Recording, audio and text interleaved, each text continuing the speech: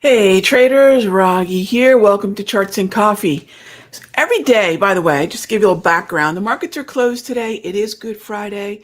One of the things that I like to do 7 days a week is spend at least about 20 minutes, maybe 30 minutes, taking a look at the trades that I've made, trades that I want to make, and just recapping things that I did well and could have done better during the trading week. And Friday is usually that day. And so I thought, let's have a charts and coffee so I can go through some of what we did this week, what I could have done better, and the state of the market that we're dealing with at the moment. Because we know that every single day for at least the past 2 months has been, I'd say really since mid-February, has been giving us a lot of different looks, right? Everything is about whether or not we have trends, whether or not volatility is within normal ranges or outside normal ranges, and what kind of data could change either one of those things. What's the current environment or structure or trend of the market, and are we operating within normal volatility? And it's the latter. It's the volatility that's really been tricky because the trends have not been bad. If I take a look and step back and look at the Dow, regardless of what happened in UNH after earnings the other day, the bottom line is the Dow's been in a downtrend, and this is not a new story. There's two ways that I'm going to look at the daily chart of the Dow. Number one, at what point did I have 5 red candles in a row? So let me grab my drawing tools here. And these are things that I'm always putting in a notebook. So I've got this little journal notebook. It doesn't have to be anything special. When this one is done, and this one's going to be done in July, it's basically 1 day a week, including Saturday and Sunday.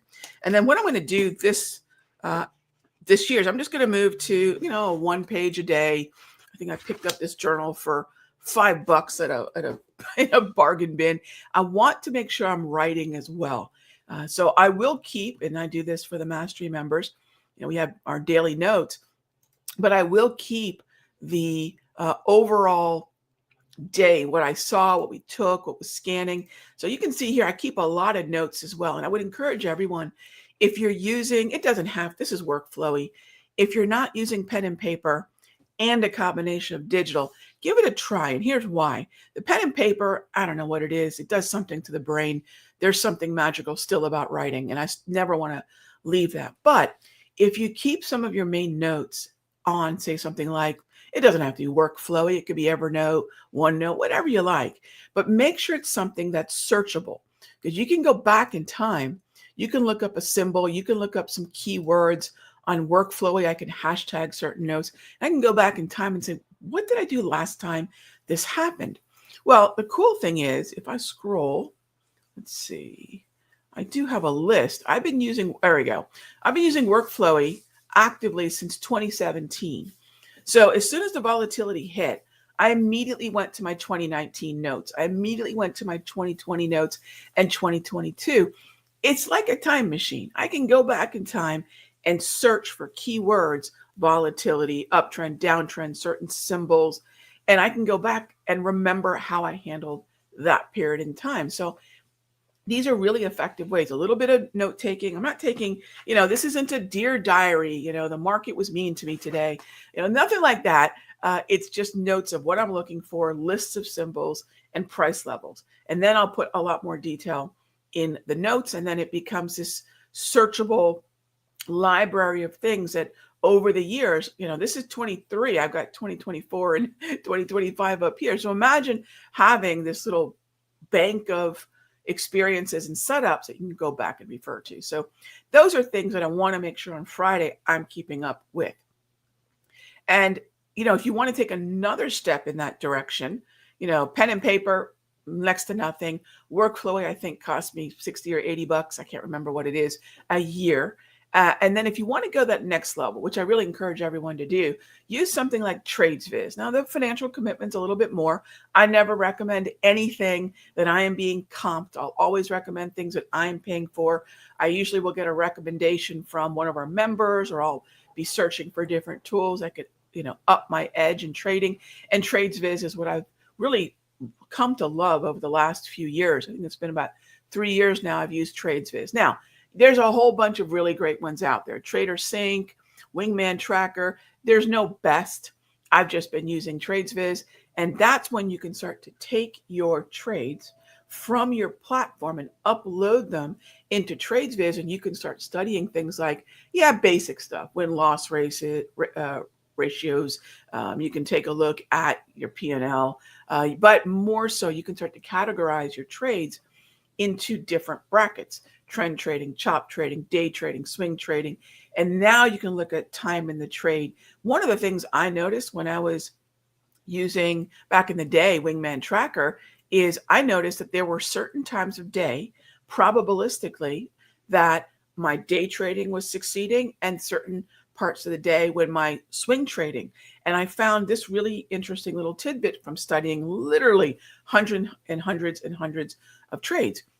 And that is, my day trading percentage of success was far better if I set it up during the first hour of the day. Now, that doesn't mean that's going to work for what you're looking for, but you won't know until you look. Some traders love trading the latter half of the day. Some traders will find their win rates are higher after 10:30, the initial balance. Some traders will find their best trades are after 10, the clearing range. I have found anywhere between about 9:40 and 10:35, the trades that I put on actually enter during that time when they trigger, right?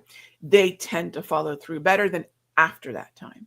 So again, study not just your win-loss, because that's just really win-loss, win rates, P&Ls. They can mask a lot of huge mistakes happening under the surface. Those are very surface level metrics. They're fun, they're great, they're somewhat useful, but you really want to get a little bit more dialed in. When it came to swing trades, I realized that if I waited till about 10:30, my setups were better by waiting. And these are things you'll only know when you throw this data into something like a Wingman Tracker or a TradesViz or a Trader Sync or whatever it is that you like. There's so many great ones out there. Find one that you like that you'll actually use. People always say, Rog, what's the best method? The one you will actually use, the one that you enjoy uploading, detailing, and using. All right, that said, what did we do this week? What am I doing on a Friday for 20 or 30 minutes, even though the markets are closed this Good Friday? I'm taking a look at the day trades that I've taken this week as opposed to the last 3 or 4 weeks. And the first thing that I'll note is that we had some good trades in gold. The first thing that I'll note is not only has the volatility start to return to its normal. What's normal? I look back, and we don't need the notes up here, so let me move those out of the way. All right, so what's normal? Normal is a process that I use called PMRs, price movement ranges. And these PMRs allow me to look at historical volatility. Now, you might say, okay, Rog, what's the difference between that and other volatility indicators? The biggest difference is how the data is curated, and the biggest difference is how far back in time am I including the data. So price movement ranges are not just specific to the hour of the day or the date of the week. They're 6 months, usually minimum, 6 months, maximum of data. So I'm looking at 6 months of historical volatility curated in this very specific way. Now, just to contrast, it's not a matter of good or bad. Again, what should you use? What you feel comfortable reading, what you look at and gain confidence from that information. What I gain confidence from is an automated tool. I don't want to have to change settings, right? The moment that something has the ability for us to change settings, inevitably, we're going to be definitely open to curve fitting. In other words, oh, this worked really well the last 3 months, so clearly it will work the next 3 months. That's curve fitting, right? The actual calculation should be fixed. The data that we're feeding it, the price action, the volume, the volatility, that, of course, is always evolving. But the actual algorithm, if you will, the E equals MC square of it, right? Einstein didn't curve fit that. That's the algorithm, and then you pour the data in. Same thing with indicators. So I've got this automated algorithm running on my screen that simply is fed about every 2 to 3 weeks the new data. So if volatility is expanding or contracting, the algorithm can deal with it and show me the new levels. Well, one of the challenges of the last 4 to 6 weeks was that usually the volatility was outside the normal ranges of the previous 6 months. And while certainly if the volatility stays elevated, the algorithm will get the new data and it will readjust. But we don't want to respond by saying, well, let's just make this the new normal.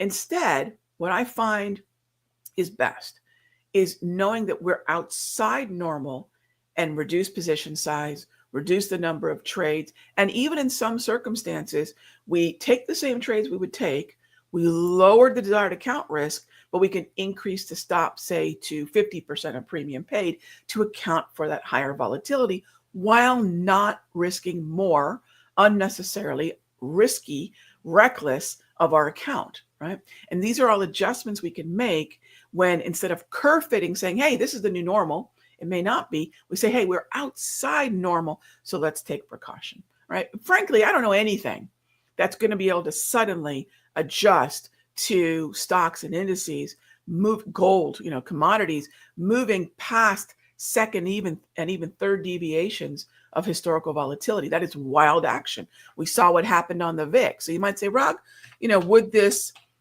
be something the VIX would do? It's actually not. And here's why. The VIX is something that's going to be calculated based on the SPX options. And it's going to be a response to the volatility increase in the SPX. So it's lagging, right? And it's specific to S&P. I don't want something specific to S&P. I need to understand volatility specific to gold, specific to bonds, specific to crude, specific to Apple, Walmart, whatever it is that I'm trading. And by waiting for the VIX to tell us something's extreme or not, it's not going to be able to differentiate what was normal. So let me talk about the VIX for a moment. It's useful, but not as useful as other things that I have found. All right. So here is a year's worth of the VIX. Most traders will look and wait, and I'm looking at VIX futures. There's an advantage to that as well. VIX futures allows me to look at 30-day windows of volatility. So I can compare the immediate volatility, say in April, to what expected volatility might be in, say, September.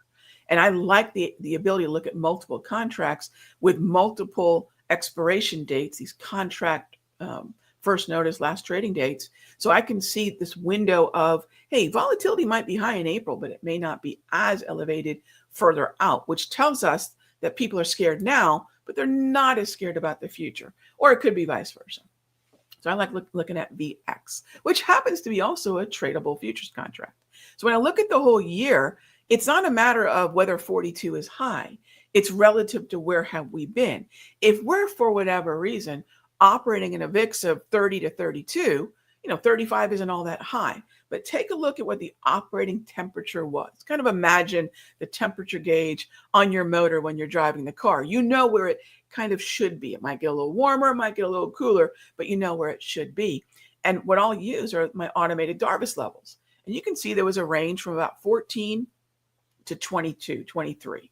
And even if you want to look at some of these peaks, about 20, right? So I know 14 to 20 is pretty normal. Occasional peaks to 22 or 23 are nothing really to get too nervous about. But look at what happened this is before the Rose Garden event. This was before that tariff announcement, right? This is a month before, actually. Look at what happened on March 4th. We started getting outside the norm. Now, nobody was talking about an elevated VIX at 22 or 23, right? The VIX conversation became very obvious back here after the Rose Garden event. But would you be surprised to know that VIX actually started to wake up a month before that? So it elevated, it came right back down to normal operating temperature, right? But the breach had already happened. The warning shot had already happened. So things got normal, and then they started to elevate again. Now, again, remember what elevated is. Elevated is anything above 22 to 23. It's not that we're waiting for 40 to freak out. By then, we already had the sign. So I hope that this little walkthrough with the VIX is something that's helpful. And then all I'll do is I'll use the automated Darvis levels. It's called Darvis 2.0. It's not really a traditional Darvis box, definitely inspired by, and I like to remember, we all stand atop the shoulder of giants. I love the kind of ancient, the older wisdom of trading. I'm a big fan of trading wisdom from, say, Dow and Wyckoff and Schabacher and Darvis. Darvis is the most recent, right? If we look at Darvis was writing about the markets, oh my gosh, 60 years ago. I love stuff like that.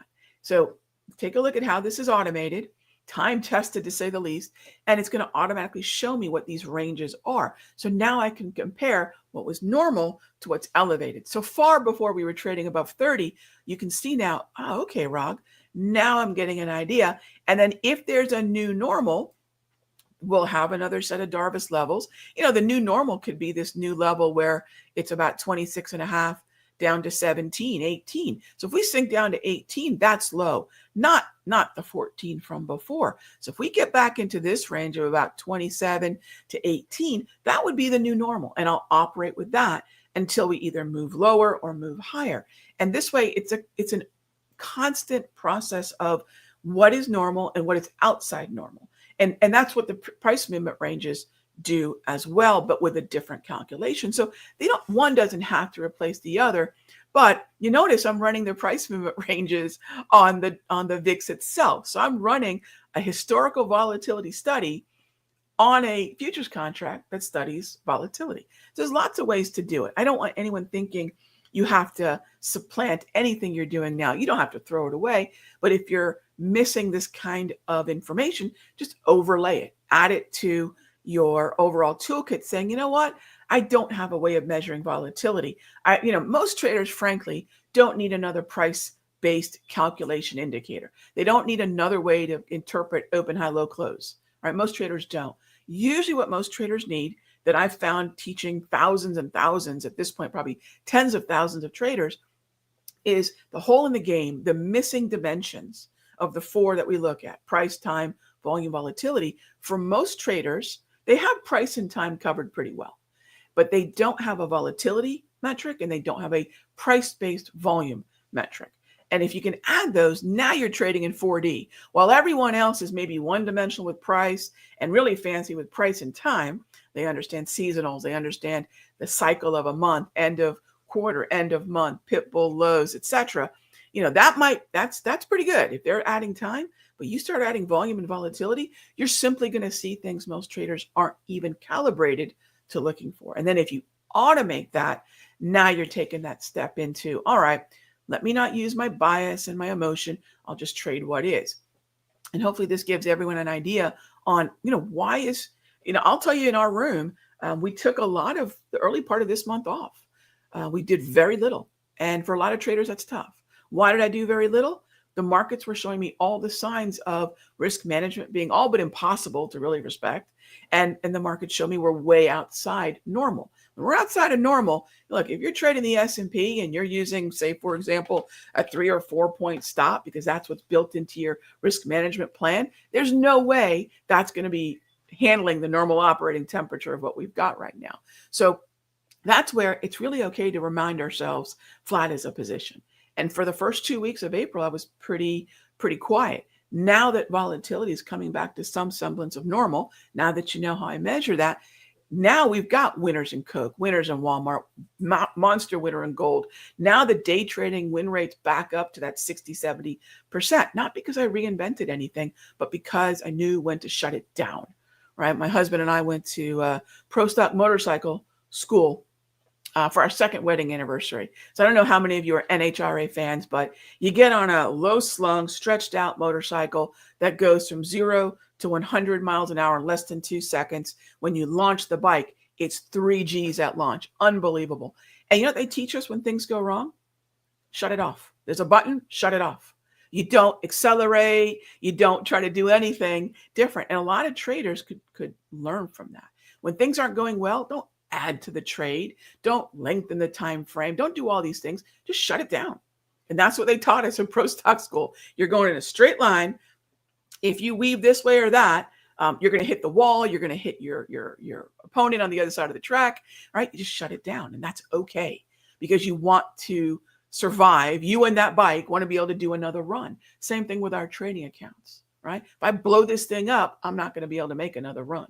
So keep those things in mind for what we're dealing with right now. Are we still in a downtrend? Things are still very heavy, but there are some trends that are looking pretty good and are buyable. So long puts are great.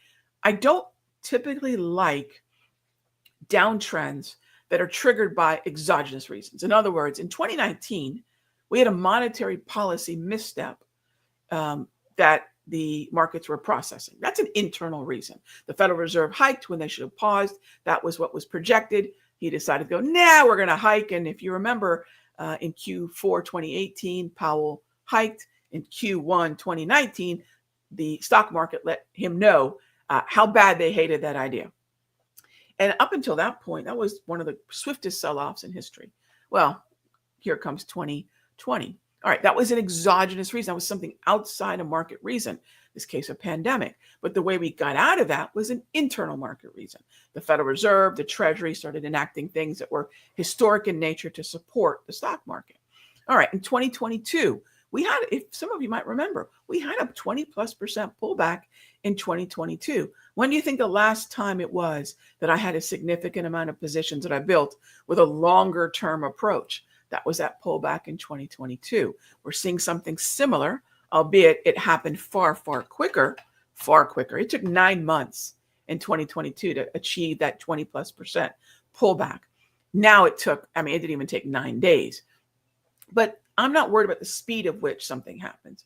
I'm more interested in the pattern that it forms, and I'm more interested in the percentage that it dropped, because we know historically these 20% drops. And I don't mean last year, year before, 10 years. I'm talking decades. Typically, these types of drops, 20% or greater, and the spikes in the VIX, specific to the S&P, with a 1 to 5 year forward look, things are positive 1 year from now. So if we're looking myopically at the next few weeks or few months, that's not enough. This was a bullish trigger, the sell-off. If you have that longer term type view, that time frame, that time horizon, weekly time frame, 6 months to multiple years. So those are things also that we're doing. So in Q1 and in Q2, we built positions in things like Coke and Altria, Walmart. These are longer term positions built on the weekly. There's opportunity wherever you look. I'm not a fan of the, oh my gosh, think about the nonsense that's out there. The dollar is no longer going to be the reserve currency. The stock markets are going to crash. We're going to be in a recession. All those things could be true, but the best way for us as traders, day traders, swing traders, position traders, is to manage the time frame and the associated time horizon. Is it today? Is it the next few days? Is it the next few weeks? Is it the next few years? Whatever it may be, and then act accordingly.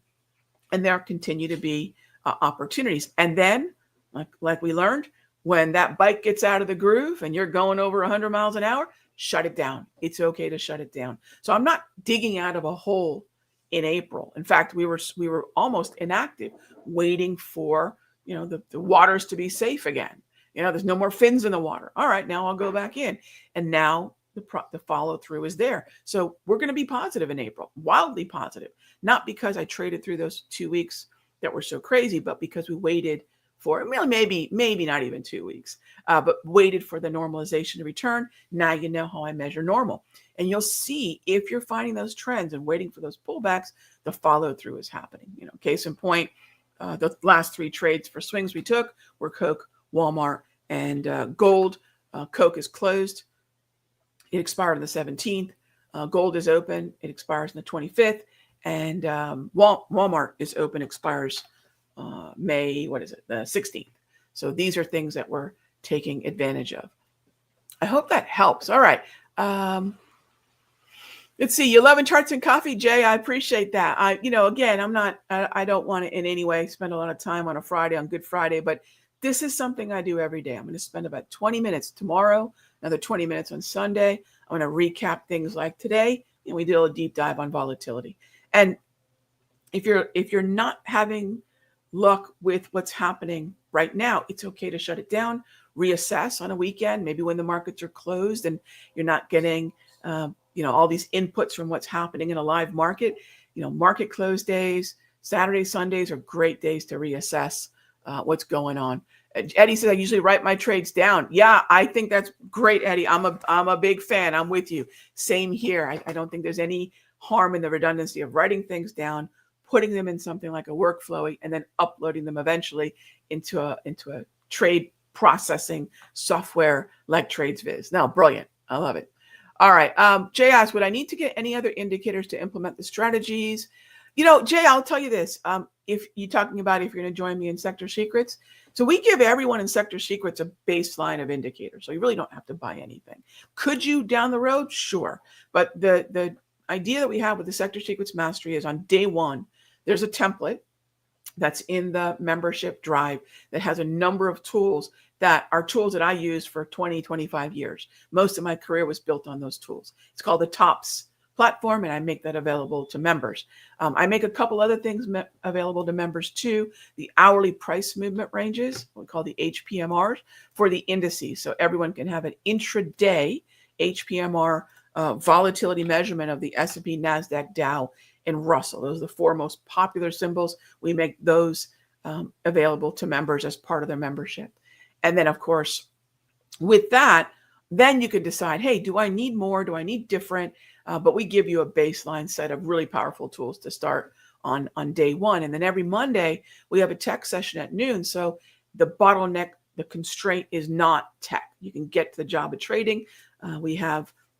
There's two of us, the Mastery, myself, and Lorna. We call her the Lorna Bot.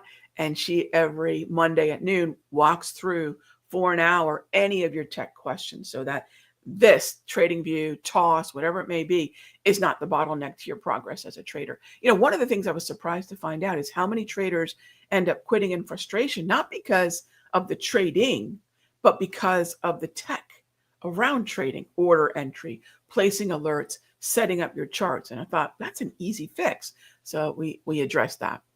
So whatever it may be, if you're taking a class, some classes have the indicators included or not. You have to check. It's a class by class thing. And so I don't remember what's included in all the classes, but the office can help you. They're closed today, but the office can help you with that, Jay. I appreciate the question. All right, what time frame do I trade on intraday? 5 minute. And if it's a high volatility candle in the 5 minute, I'll shift to the 2 to look for a specific pattern. But my main decision making day trading time frame you'll see is a 2 minute. Kanalski, yes. Ren asked, do the HPMRs and DPMR indicators work on all tickers? No. So HPMRs and DPMRs have to be programmed in that. The algorithm is the algorithm, but we have to feed it the data. And whatever data we're feeding it, when I tell you it's hundreds and hundreds and hundreds of price points to process and then curate it in a very specific way, not all platforms can maintain digesting all that. So at some point we do top out. I think we have just over 100 symbols on each. So all the popular ones that have liquidity. I don't trade penny stocks or low volume stocks. I don't trade low open interest names. So it's got to be liquid. Ideally, it's a stock that's part of the S&P, Dow, NASDAQ, Russell. Same with the sectors. So we focus on those things. But yeah, there's over 100, I think, HPMRs and over 100 DPMR symbols. And that list does evolve. If there's enough interest and there's enough liquidity in a symbol, we'll add it because we do update this every 2 or 3 weeks.